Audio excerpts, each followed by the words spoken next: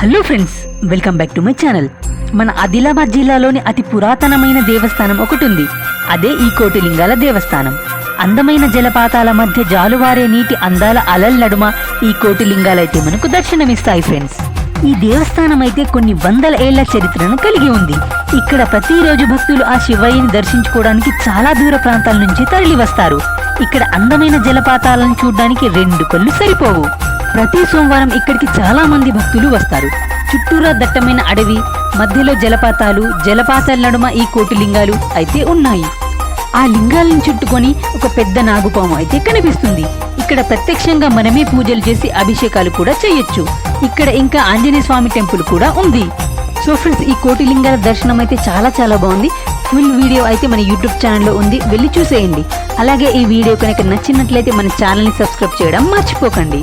Thanks for watching.